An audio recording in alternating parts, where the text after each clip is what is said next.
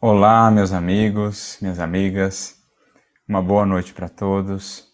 É uma alegria estarmos aqui de volta para dar continuidade ao nosso estudo da obra Calma, hoje com o capítulo 7, Prevenções Negativas. Desde já, mandando aqui o nosso abraço a todos que estão conosco, nos acompanhando, aguardando o estudo, o Ronaldo Santana no YouTube, a Cristina Saad, a Beatriz Palhas, a Alexandra Carvalho, a Emília Gonçalves, a Cecília Camargos, a Val Monserrat, a Rosane Cruz Lira, a Paula, a Patrícia Demarco, também no Facebook aqui a Deise, a Rosana, a Andréia Morena, a Mafalda Souza, lá de Santos, a Isabel Ribeiro, lá de Portugal. Então fica aqui o nosso abraço, mais sincero, a todos esses corações que têm acompanhado aí conosco a série, que têm deixado as suas contribuições, que têm realmente se unido a nós, e aos benfeitores espirituais nesse esforço de, em vibrando, entrando em sintonia com a obra e com o pensamento do autor, a gente poder realmente acessar os tesouros espirituais do seu sentimento, da sua sabedoria, que ele compartilhou conosco nessas singelas frases de cada capítulo, que têm sido para nós verdadeiras pérolas de sabedoria, especialmente para o cotidiano, para a nossa vida diária, na relação familiar, no trabalho profissional, nos desafios do mundo, esse aprendizado fundamental de mantermos-nos em paz,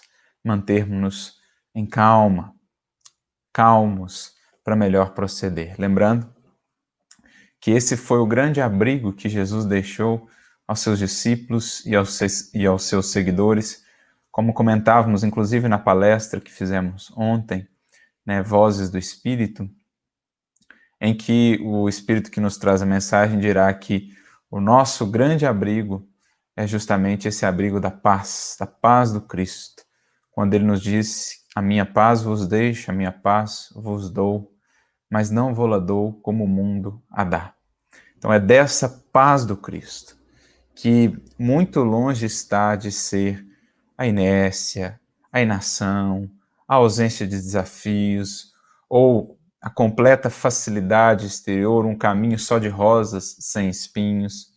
Não é essa a ideia. A paz do Cristo é um abrigo construído por dentro, no santuário do coração, que então nos permite manter essa calma e essa serenidade, fruto aí da confiança e da fé, mesmo nas circunstâncias mais difíceis. Então, se esse abrigo nos foi deixado como um dos principais patrimônios, um dos mais valiosos legados que o Cristo deixou aos seus discípulos, a partir do Evangelho, cabe a cada um de nós buscá-la.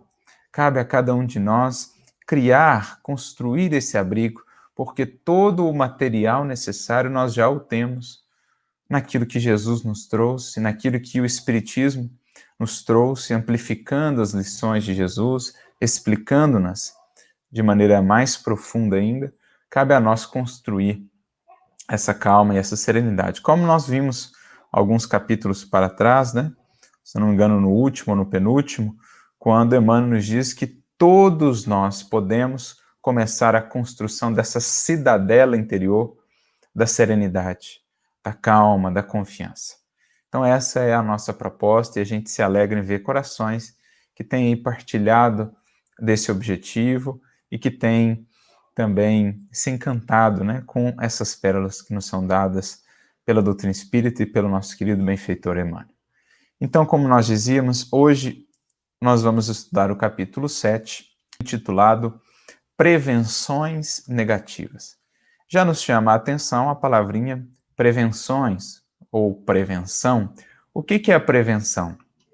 É uma determinada postura, algumas atitudes, que eu vou adotar antes que alguma coisa venha acontecer. Ou, digamos assim, a partir de uma determinada circunstância, eu vou adotar aquelas posturas, aquelas atitudes para minorar os impactos daquela circunstância. Eu vou prevenir males maiores, por exemplo, né? Começando esse processo de prevenção antes mesmo de que um determinado mal, uma determinada ocorrência venha acontecer. Então, a gente usa essa palavra muito no âmbito da saúde, por exemplo, né? É famoso, conhecido, o ditado é melhor prevenir do que remediar. Ou seja, adotando determinadas posturas no dia a dia, na vivência cotidiana, a gente vai prevenindo uma série de males, uma série de dores, uma série de sofrimentos desnecessários no processo evolutivo, se soubermos nos conduzir aí por caminhos de equilíbrio, por caminhos de ponderação, por caminhos de sobriedade. Enfim, se não nos afastarmos desse caminho do meio, caminho esse que envolve ou que pede de nós vigilância e oração, não precisaremos remediar tanto assim as circunstâncias dolorosas da nossa vida. Porque a própria palavra remediar, ela tem um significado interessante. Se a gente parar para pensar, ela é composta aí, né, de um prefixo re, que significa repetir, né, ou trazer de volta, fazer de volta, e mediar, no sentido aí de colocar de volta no meio, trazer novamente para o meio, para o equilíbrio. Então, quando a gente precisa remediar muitas das circunstâncias da nossa vida, no que diz respeito, por exemplo, à saúde do corpo, quantas vezes esse remediar não é fruto aí de um descuidado, de uma invigilância, de uma negligência para com a saúde do corpo, para com a correta alimentação, para com o exercício físico, enfim. Quantas dores, quantas causas de aflição não nascem em nossos caminhos, em nossas vidas, justamente porque nos afastamos desse caminho do meio, desse caminho do equilíbrio, desse caminho aí da vigilância, da oração, da ponderação, da sobriedade, da disciplina. Então a gente se afasta desse caminho, que é o caminho da lei divina, e então vem a dor, vem o sofrimento para muitas vezes nos convidar a retornar. E aí a gente tem que remediar a situação, voltar para esse meio, muitas vezes com processos mais difíceis, com lágrimas, com muito suor. Então, é aquilo que a gente aprende no Livro dos Espíritos, né? Na questão 614, a primeira questão da terceira parte do Livro dos Espíritos, chamada, né, das leis morais. Então, Kardec trata ali com os espíritos da lei natural, da lei divina, essa que é a única, como dizem eles, para a felicidade do homem. E a criatura humana só é infeliz quando se afasta dessa lei. Por quê? Porque então ela tem que remediar, ela não preveniu, ela não adotou determinadas posturas que evitassem, muitas vezes, os remédios mais amargos. Então, quando a gente se afasta dessa lei de equilíbrio, isso diz respeito à nossa vida física mesmo, aos cuidados com o corpo, por exemplo, mas também diz respeito às questões morais. Né? Quando, num relacionamento, a gente sai do equilíbrio, né? Ou no apego excessivo, ou na indiferença, muitas vezes isso vai gerar aí angústias, dores, aflições, né? No trabalho profissional, se a gente entra ali naquela posição, né, de trabalho excessivo, viver só para aquilo, workaholics, né?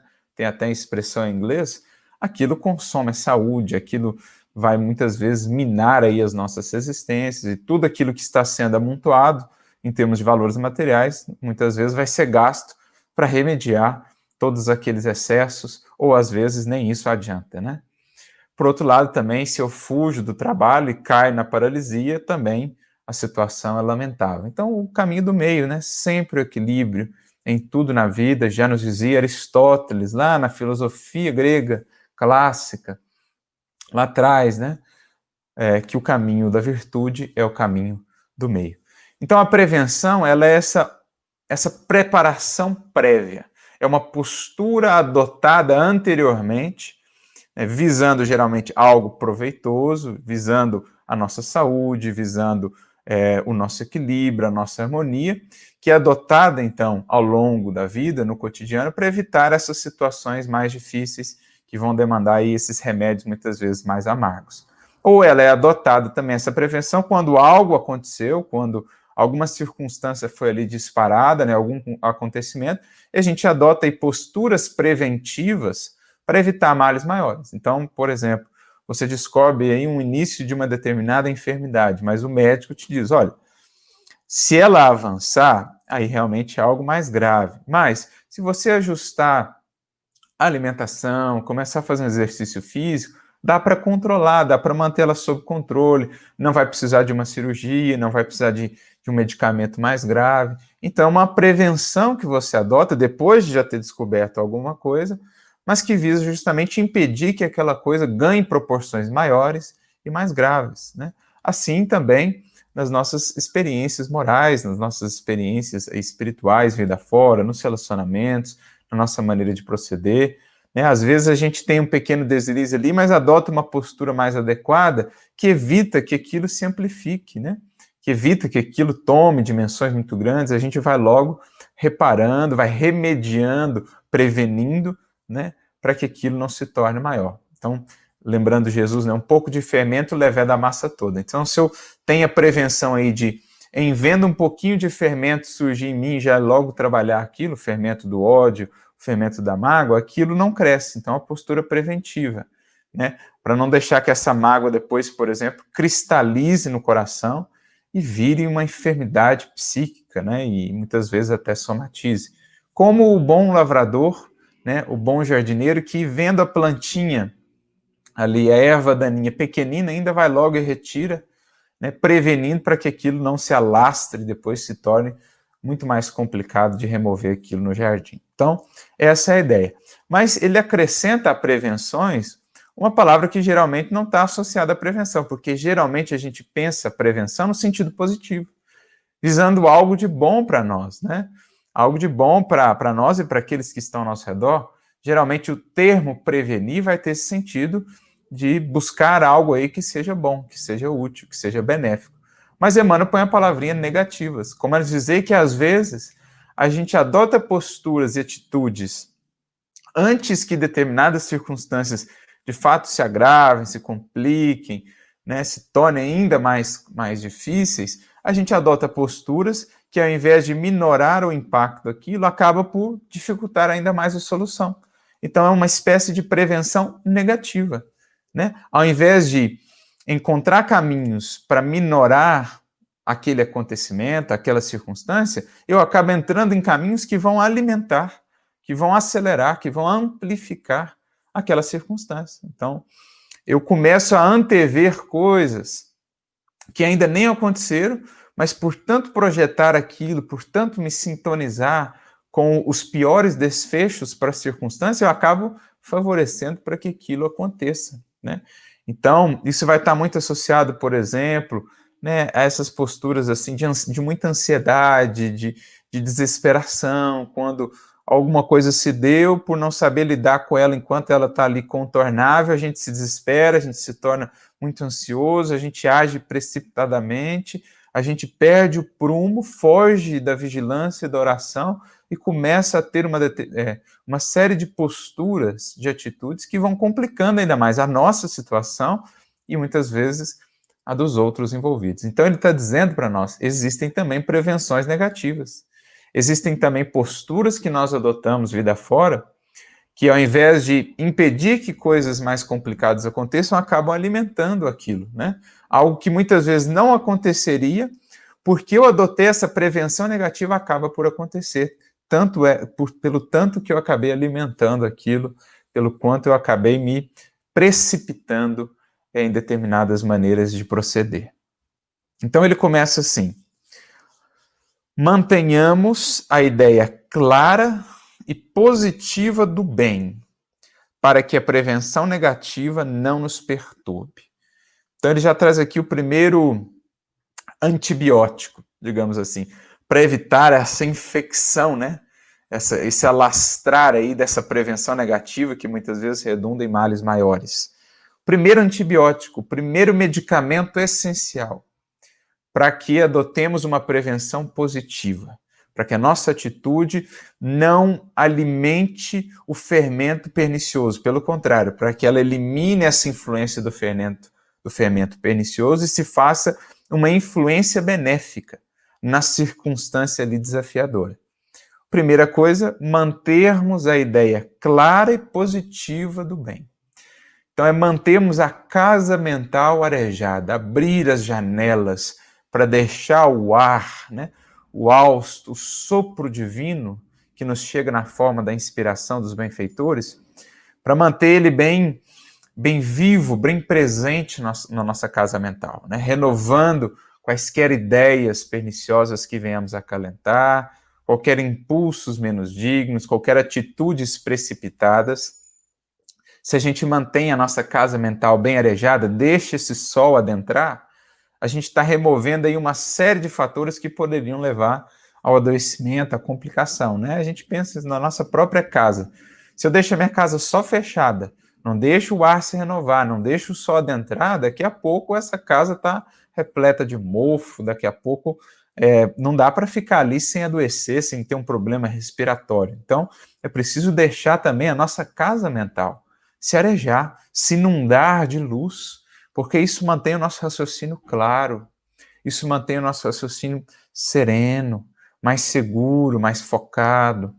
Então é imprescindível a gente vigiar e orar, porque quais os principais recursos para manter a ideia clara e positiva? Está lá no Evangelho. Jesus falou isso muitas vezes no Evangelho. Talvez poucas orientações Jesus tenha trazido tanto como essa orientação. Vigiai e orai. Em Marcos ele vai acrescentar ainda mais um verbo. Olhai, vigiai e orai. Ou seja, é preciso orar sempre, então criar esse hábito, né, de voltarmos para o alto, de abrirmos as janelas e as portas da alma para a luz divina, porque isso que é oração. E sem isso, sem o cultivo diário da oração sincera, né?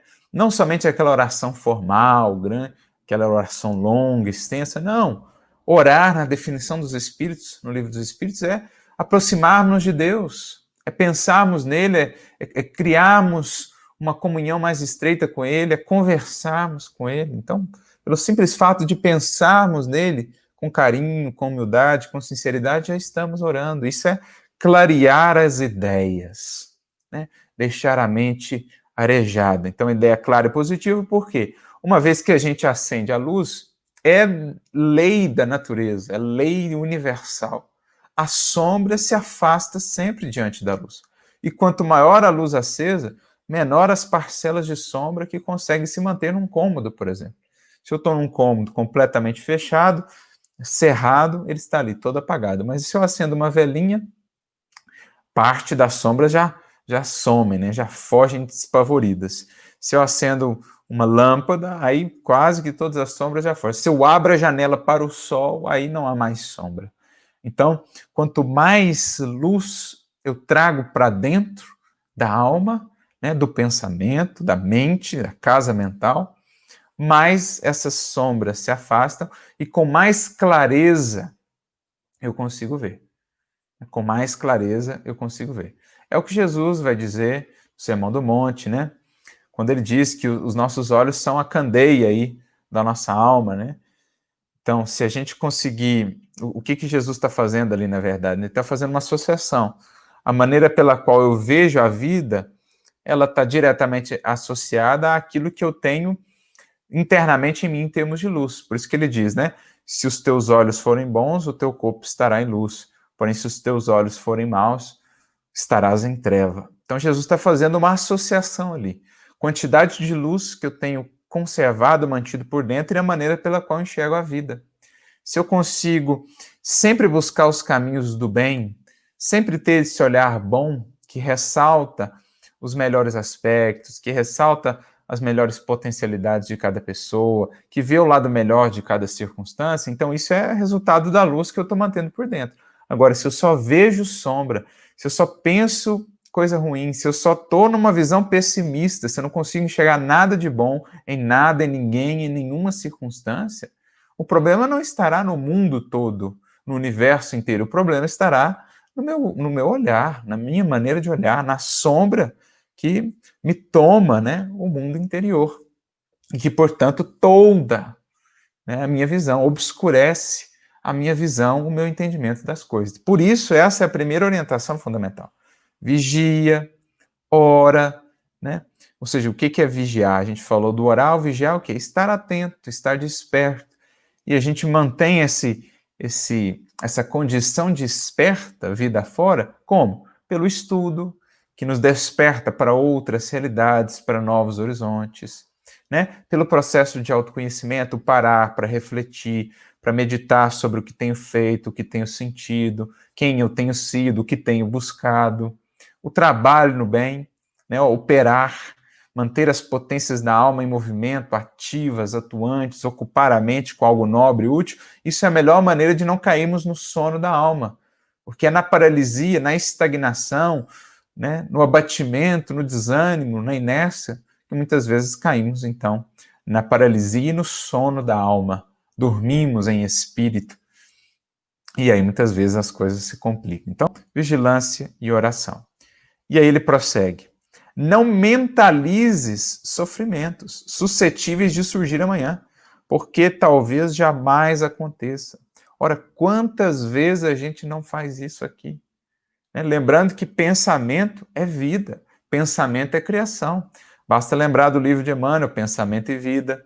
Basta lembrar da definição, né, de pensamento como esse principal atributo do espírito que a gente vai ter em Leon Denis, por exemplo, quando ele fala do impacto do pensamento, né, para a construção da nossa vida, para a nossa reforma moral, capítulo 24, por exemplo, do livro Problema do Ser, do Destino da Dor. Kardec também fala do impacto do pensamento nos fluidos ao nosso redor. Pensar é criar, né? Então, muitas vezes a gente acaba fazendo com que aquilo aconteça, aquele sofrimento, aquele revés, porque justamente a gente projetou tanto aquilo que a gente acaba contribuindo.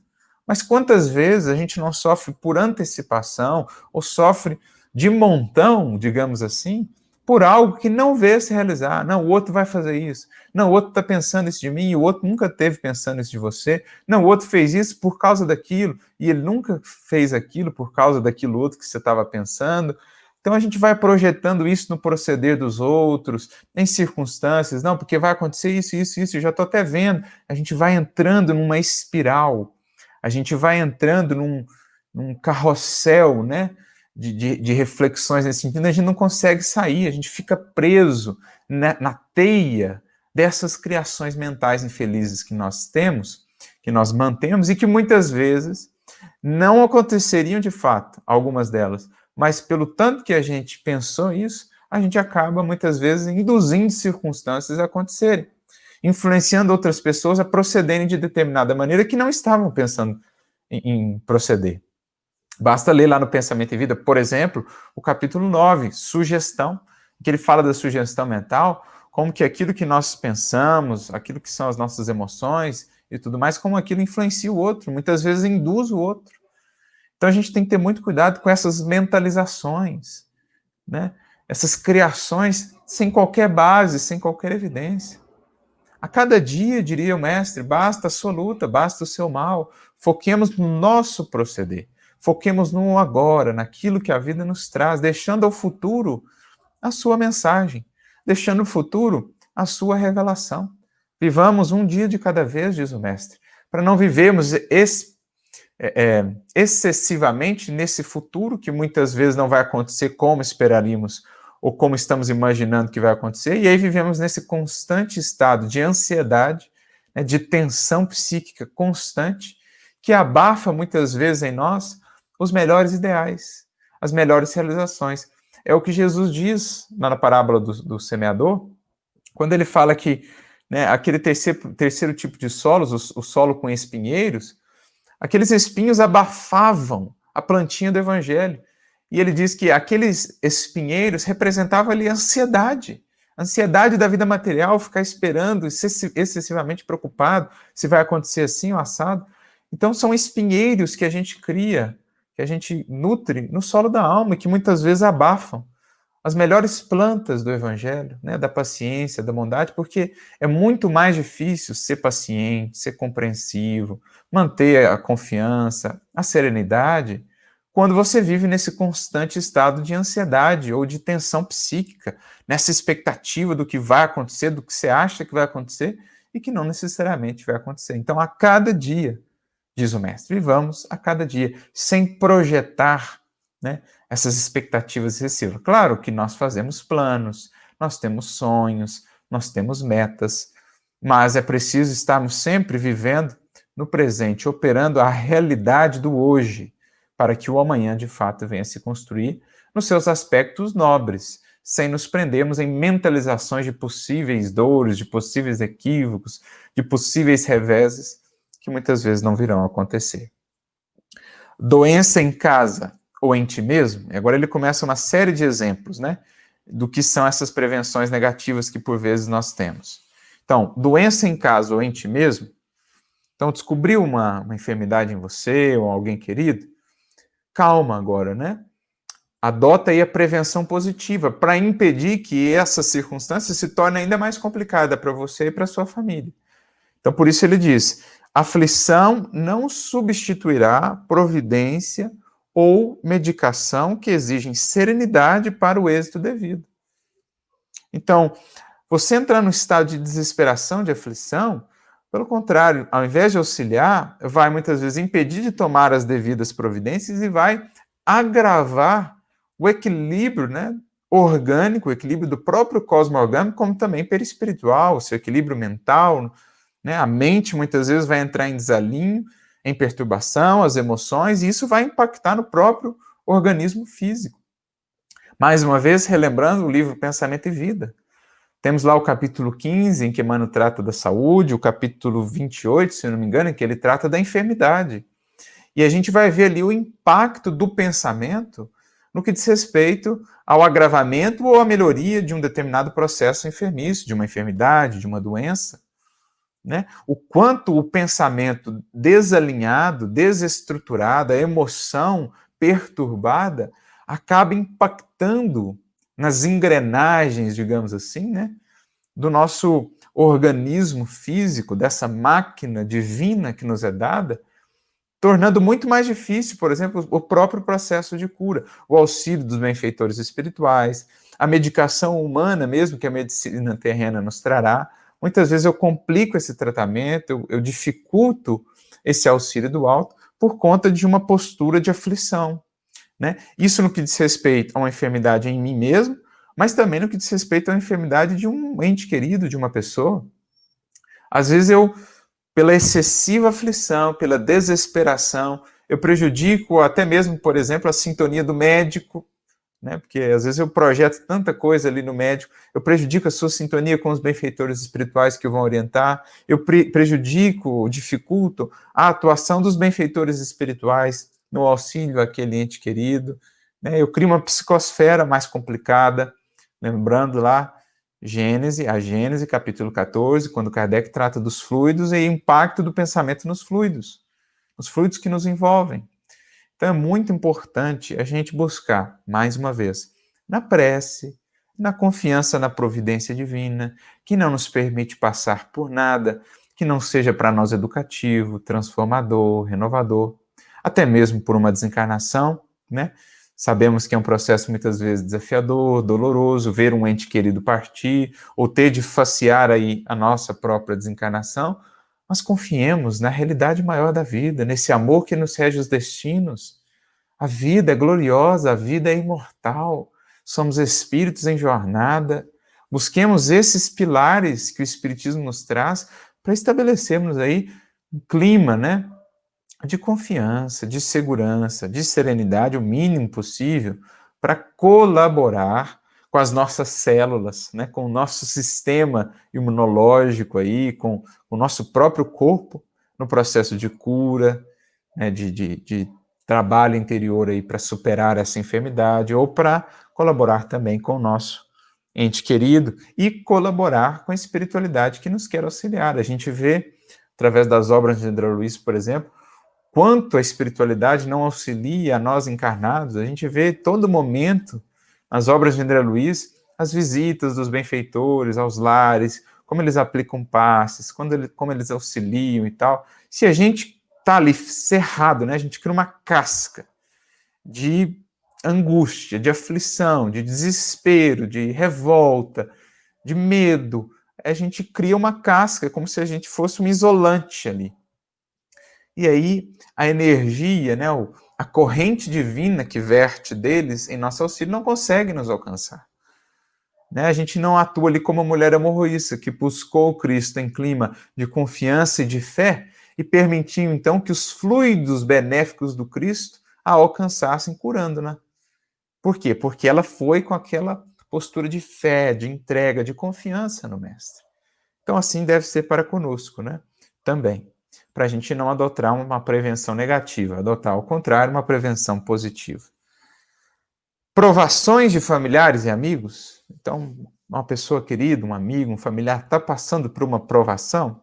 Lamentação não fará o que a fortaleza de ânimo e a coragem poderão realizar em favor deles, com a tua palavra iluminada de confiança e compreensão. Então a gente sabe que é difícil ver pessoas queridas passando por provas difíceis.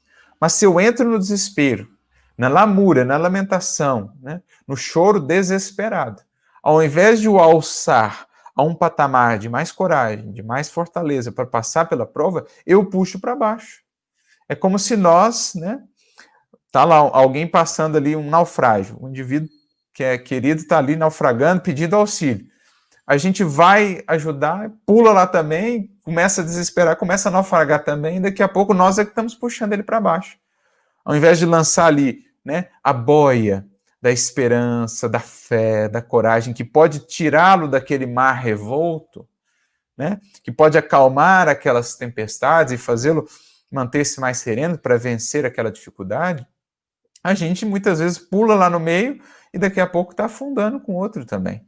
Então, assim, é preciso a gente aprender a ter esse controle das emoções. Isso se faz com autoconhecimento, isso se faz com vontade firme, isso se faz com estudo, com prece, né? Isso se faz com desenvolvimento aí dessa fé que confia, que nasce também de um coração entregue verdadeiramente ao Cristo para o trabalho no bem. Então, é preciso que a gente tenha essa postura, lembrando mais uma vez o livro Pensamento e Vida, lá nos capítulos 8 e 9, por exemplo, associação, sugestão, o quanto aquilo que nós sentimos, aquilo que nós pensamos, aquilo que nós falamos e fazemos impacta no outro. É como se nós entrássemos, né, ou melhor, convidássemos o outro a vir para uma faixa de sintonia. Se conseguimos nos manter ali na sintonia, como ele diz aqui, né, da coragem, da fortaleza de ânimo, nós estamos convidando implicitamente o outro a subir também. E é um convite cada vez mais eloquente, cada vez mais irresistível, quanto mais força moral há nisso, quanto mais sinceridade, quanto mais verdade há nessa vivência.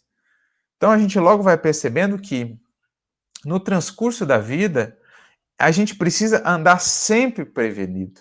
A gente precisa construir esse estado de serenidade, de prevenção positiva, antes que essas circunstâncias atuem, ou aconteçam, melhor dizendo, para que quando elas acontecerem, a gente já possa ter recursos ali para logo sanar, ou pelo menos minorar os impactos daquele acontecimento e evitarmos cair na prevenção negativa, nós e outros que levaremos junto conosco.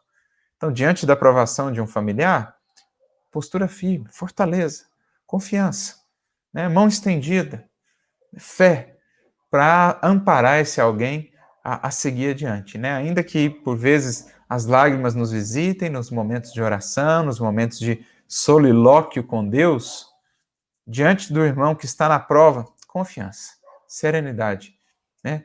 Boa vontade, bom ânimo, para que ele possa se sentir também contagiado e inspirado.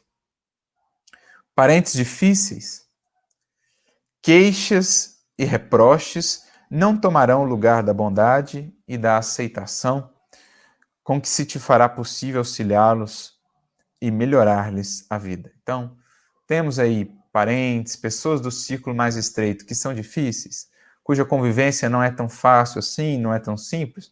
Muitos de nós, se não todos nós, teremos companheiros aqui ou acolá, né, que tem ou que representa para nós muitas vezes esse desafio maior.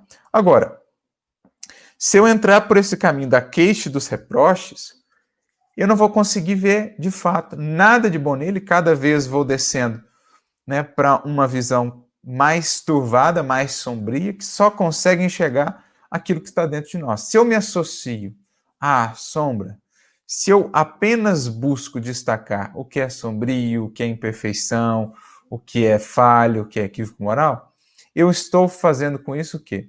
Bloqueando o meu olhar para tudo aquilo que é potencial, para tudo aquilo que já é um rastro de luz, para tudo aquilo que já é alguma conquista, que aquele indivíduo, que aquela pessoa vai ter, e que se eu soubesse alimentar, talvez estaria ali o melhor caminho de renovar aquele relacionamento, de renovar aquela relação, né? Aprender a destacar, a fixarmos-nos nesses aspectos positivos que a gente aprende tanto no Evangelho. É porque, diante de cada irmão nosso, é isso que o Cristo nos pede, alimenta a boa parte, diz-nos Emmanuel, e segue adiante. Apacenta as ovelhas, disse Jesus a Simão Pedro. E ao comentar essa fala, é que Emmanuel justamente nos traz, na Fonte Viva 19, essa orientação. Apacentar o quê? É alimentar a boa parte. É nutrir o outro com recursos de crescimento, de aprendizado. É manter o meu olhar focado, né, sintonizado com a luz, porque eu então enxergo a luz no outro. Agora, se eu desço as queixas e os reproches, daí, de fato, é como se eu colocasse vendas no coração, escamas nos olhos, como Saulo, né? E ele não conseguiu ver em Estevão as imensas virtudes que ele tinha, porque ele estava com os olhos fechados, ensombrados pelo orgulho e pela vaidade. Mas quando as escamas caem pela humildade, né? Diante da luz do Cristo que vai nos ensinando a nos sintonizarmos mais com a luz e a buscarmos essa luz no outro, aí o nosso olhar vai ganhando profundidade, a gente vai vendo para além das cascas, a gente vai vendo os diamantes escondidos por detrás do cascalho, e assim a gente vai aprendendo de fato a renovar aquele laço, que se não renovado agora, mais cedo ou mais tarde teremos de renovar. Então aproveitemos desde já a ocasião, né, para retificarmos os laços e o nosso modo de caminhar com esses corações que às vezes vêm conosco há séculos, né, pedindo aí de nós esse reajuste, né, esse reconciliar, como diz Jesus, aproveita, reconcilie-te agora, enquanto estás a caminho com Ele, para que as circunstâncias não se compliquem depois. Então, diante dos parentes difíceis, esse movimento, buscar na prece, buscar no amor que Jesus nos ensina um novo olhar, fixando-nos na luz, né, buscando a luz no estudo, na vida, no bem que saibamos fazer, a gente vai ter luz suficiente no olhar para enxergar a luz também no nosso próximo, nesse parente difícil e, como ele diz aqui, recorrer à bondade e à aceitação para ajudar. Porque eu não posso mudá-lo de pronto. Eu não tenho essa prerrogativa de entrar no mundo interior dele e fazer com que ele seja assim o assado. Ninguém tem isso, nem mesmo Deus pode fazê-lo. É algo que compete a ele. Então, dar a ele o direito de ser quem é, como nos dizia o Chico, e a nós o dever de sermos melhores, porque assim eu estou tendo a mais legítima ação, atitude de colaboração com ele, para que ele possa se melhorar, né? Amigos que se afastam, então, um amigo que tomou outro caminho, que se afastou, né? A amizade que foi abalada, reprovação não trará nenhum de volta. E se realmente estão eles em tua estima, é justo reconhecer que necessitam muito mais de bênção que de reprovação. Olha que profundo isso aqui.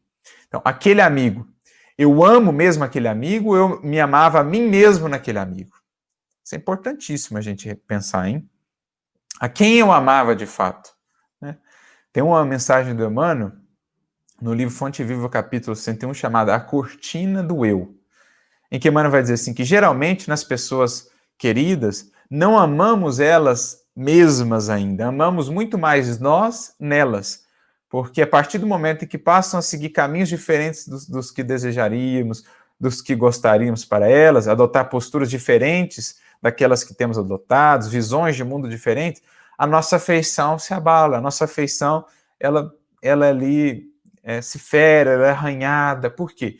Porque, na verdade, projetávamos ainda muito de nós naquela pessoa. Amávamos mais a nós mesmos do que ela propriamente. Então, quando essa pessoa começa a seguir caminhos diferentes, adotar posturas diferentes, é aí que a gente vai ver realmente se ela estava na nossa estima, ou se era muito mais ainda reflexo do nosso egoísmo. Porque assim o nosso amor vai se depurando.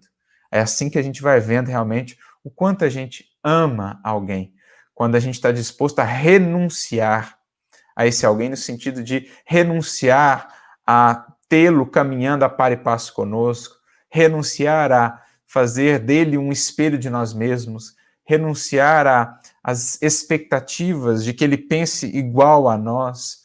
Então, eu amo alguém quando eu amo esse alguém apesar dos caminhos que ele está tomando, das escolhas que ele tem feito.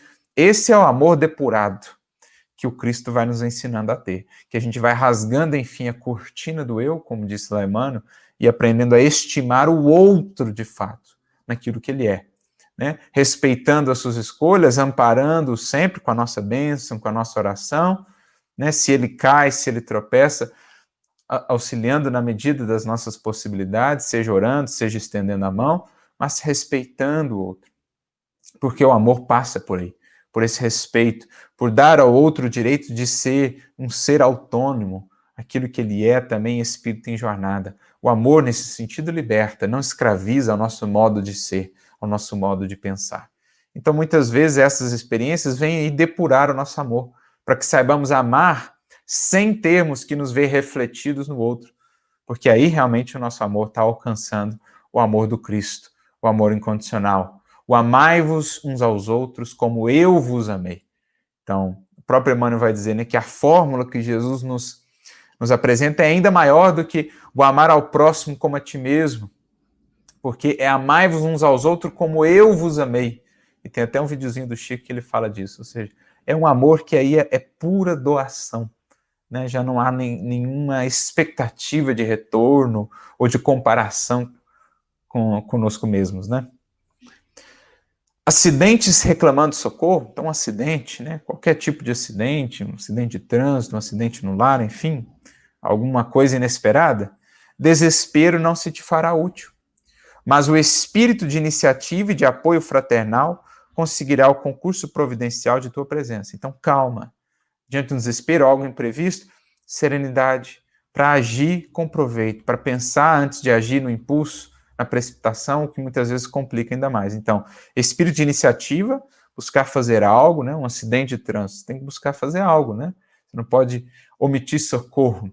Então, você vai pensar, para quem que eu vou ligar, o que eu posso fazer e tal, uma iniciativa e espírito, né, de apoio fraternal. Então, não só com aqueles que não são próximos. Aconteceu um acidente na rua, você vai deixar o outro ali simplesmente porque você não o conhece? Apoio fraternal, é o que você gostaria que fosse feito para você, se fosse você o caído, como o homem na parábola do bom samaritano, né? Ele foi deixado ali pelo sacerdote e pelo levita. Agora o samaritano se coloca na posição, se fosse eu o caído, eu não conheço esse alguém, mas ele é meu irmão. Então apoio fraternal, mas com serenidade, com calma, sem desespero. Boatos? Pergunta ele.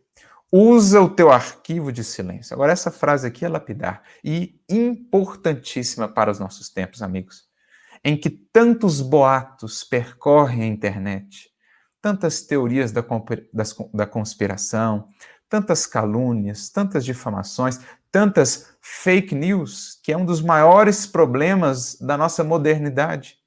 E quantas vezes não somos nós aqueles que invigilantemente, né, de maneira negligente, de maneira precipitada, de maneira equivocada e descompromissada com a verdade, com o bom senso que Kardec nos ensina, né, com o amor que o Cristo nos preconiza, a gente não passa esses boatos adiante, sem verificar fontes, sem analisar o teor daquilo, aplicando lá os 3 crivos de Sócrates. É bom? É útil? É verdadeiro? Então vale passar adiante. Agora, se não é um desses 3, pensa 10 vezes antes de pensar em transmitir isso adiante. A gente precisa ter essa consciência cristã. Nós, hoje, que vivemos no mundo conectado, o que nós estamos passando adiante no WhatsApp? O que nós estamos compartilhando no Facebook? Porque se eu compartilho uma fake news, algo que vai ali, ou que está em franca contradição com a ciência, com a veracidade dos fatos e tudo mais, com a doutrina espírita, eu estou me tornando um falso profeta. Aquilo para o qual Jesus nos alertou tanto e nos convidou a ter tanta atenção, muitas vezes nós nos tornamos um falso profeta, compartilhando uma notícia falsa, uma informação inverídica, algo que está em franca contradição com a ciência, né, material, aquilo que está em clara, né, dissonância com os princípios fundamentais da doutrina espírita, por exemplo, uma mensagem psicográfica que eu nem leio o teor, nem analiso ponderadamente e já passo adiante. Todas essas vezes eu estou atuando como um falso profeta, quando eu passo adiante um boato.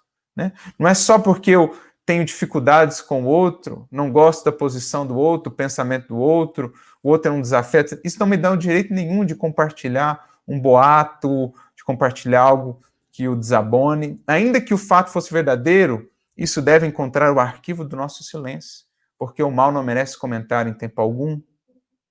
Então a gente tem que estar muito atento para usar o arquivo do silêncio a tudo aquilo que não agregue, a tudo aquilo que não edifique, a tudo aquilo que não esteja aí sintonizado, harmonizado com a ciência material, com a ciência humana e com a ciência do espírito, a ciência espírita, que são os critérios que nos foram dados e, essencialmente, com o Evangelho do Cristo.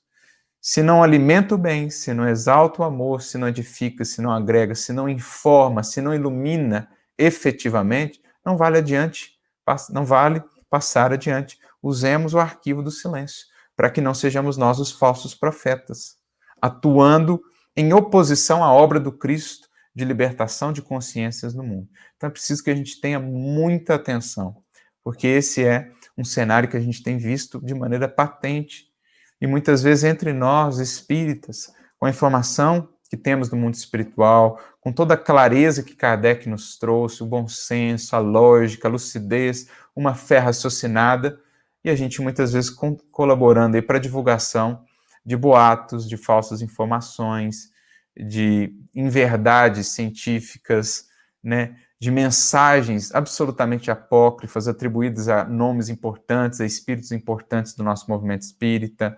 Então a gente precisa ter muito cuidado com relação a isso, muito cuidado mesmo. Acusações contra alguém, eis chegado um grande momento para o exercício da caridade. Então, né, se chega ao nosso ouvido uma acusação, uma calúnia, né, uma maledicência, né, ainda que a acusação seja verdadeira, é o momento de exercer caridade, benevolência, indulgência, perdão. Seja o nosso ouvido, como a gente viu aí alguns capítulos para trás, o extintor que apaga o incêndio do mal. Né? Que o mal morra ali em nós, abafado pelo bem, pelo compromisso com o bem, pelo compromisso com o amor e com a misericórdia. Não levemos adiante esse vírus do ódio, da agressividade, do mal, da sombra. Não nos permitamos sentir isso, coparticipar disso, porque isso nos adoece. Isso é prevenção negativa, isso é fermento pernicioso. Que isso morra em nós, diluído na água que tudo dilui do amor. Na água que, né, purifica todo elemento pernicioso, que é a água do amor. Né? Que é esse silêncio do perdão e da misericórdia. Então, é o grande momento de exercer a caridade. E então ele conclui: em qualquer crise do cotidiano, recordemos que a criação de Deus está iluminada pela eficiência, mas sem qualquer marca de pressa.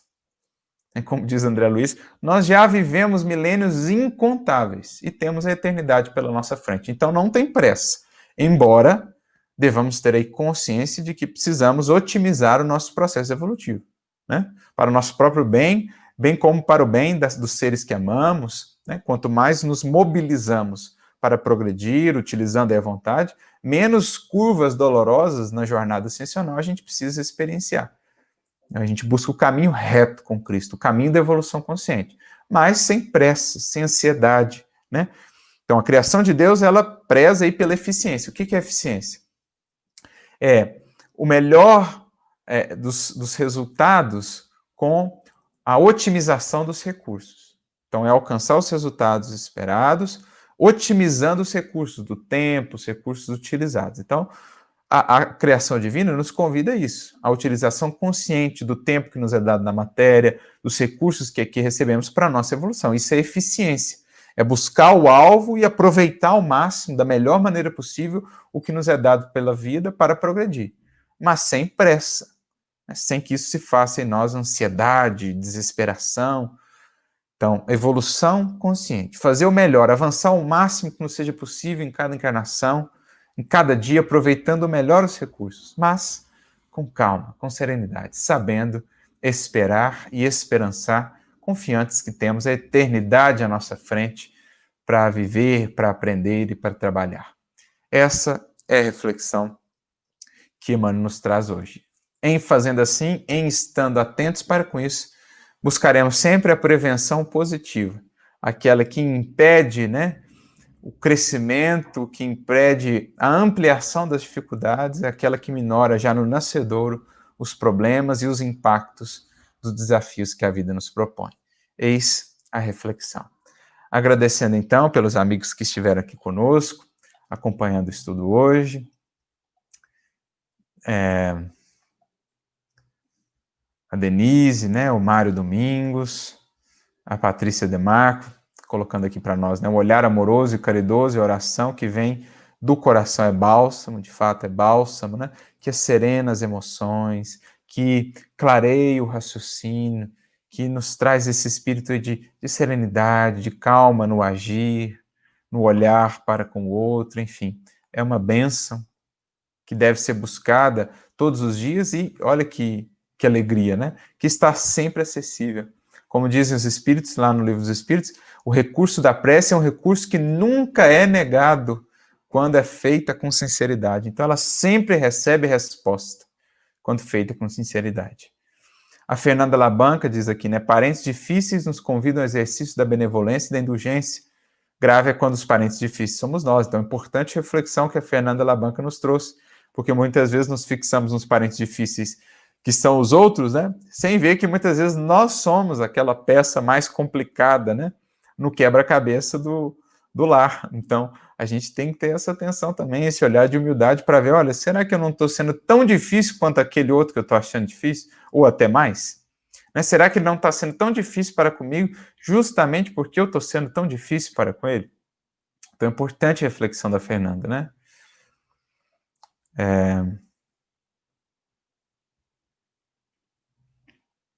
A Paula Moraes aqui lembra, como conciliar o conhecimento de Deus com o menosprezo aos semelhantes. Então, não dá para ter os dois mandamentos aí à parte. No fundo, eles fazem parte de uma coisa só, estão intrinsecamente ligados, Nossa experiência com o divino tem que passar pela nossa experiência com o próximo e vice-versa, porque só aí as duas se aprofundam e se fundem, numa coisa só. É o que Kardec diz no capítulo 15 do Evangelho segundo o Espiritismo, fora da caridade não há salvação. Ele funde esses dois mandamentos primordiais num só. O que mais de contribuições aqui? A Elísia frisa, É preciso ter bom senso e responsabilidade sempre, abaixo a fake news. Então, de novo, esse é um ponto muito importante, que a gente precisa realmente estar muito atento nesses momentos que a humanidade vive, uma humanidade muito conectada. A gente tem que ter um critério muito, muito seletivo, muito, muito atento para aquilo que a gente está passando adiante. Lembrando os crivos de Sócrates, bondade, utilidade e verdade. Lembrando o crivo maior do Cristo, o amor, aquilo está a serviço do amor ou não, aquilo ilumina ou não. Então, isso é muito importante. A Fran, querida amiga aqui lembrando, o silêncio nos previne de acabar piorando as situações, gerando débitos futuros. Então, a gente falou lá nos primeiros capítulos muito sobre esse silêncio, sobretudo esse silêncio interior, esse acalmar das emoções, que nos evita muitas atitudes precipitadas que comprometem e complicam muito mais as circunstâncias. Enfim, agradecendo a todos que estiveram aí, o Tavinho, o amigo Gutenberg Pascoal, um abraço, meu amigo. A todos os demais, a Inês Fernandes, a Elísia, a Monique Viana. Que Jesus lhes abençoe a todos, muita luz, muita paz. Ficamos por aqui hoje, mas retornamos na quarta que vem, então, com o próximo capítulo, Paz em Nós. Um grande abraço e fiquem na paz de Jesus.